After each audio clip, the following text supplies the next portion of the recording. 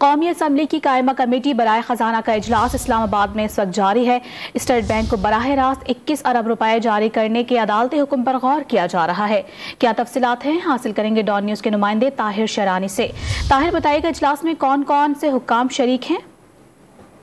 دیکھیں، اجلاس شروع ہو چکا ہے اور کمیٹی میں وفاقی وزیر قانون، اٹارنی جنرل آف پاکستان، وزیر تجارت، آڈیٹر جنرل آف پاکستان اور ڈپٹی گورنر اسٹیٹ بینک کو خصوصی طور پر اجلاس میں مدعو کیا گیا تھا، اور یہ تمام جو عہدیداران ہیں اور وزیر ہیں وہ اجلاس میں شریک ہیں۔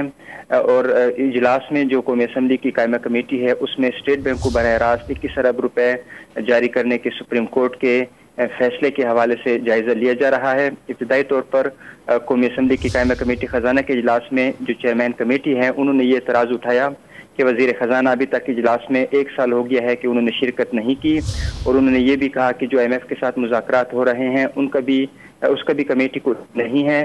تو ابھی تک اجلاس کیونکہ ابھی تھوڑی دیر پہلے شروع ہوا ہے تو باضابطہ طور پر جو اسٹیٹ بینک کو براہ راست پیسے جاری کرنے کا معاملہ ہے اس پر غور کیا جا رہا ہے، اور جو ہی مزید تفصیلات ہوں گی تو اس حوالے سے مزید آگاہ کیا جائے گا۔ قومی اسمبلی کی قائمہ کمیٹی برائے خزانہ کا اجلاس اسلام آباد میں جاری ہے اور اسٹیٹ بینک کو براہ راست 21 ارب روپے جاری کرنے کے عدالتی حکم پر اس حوالے سے غور کیا جا رہا ہے، مشاورت ہو رہی ہے۔ تفصیلات بتا رہے تھے طاہر شرانی، بہت شکریہ آپ کا۔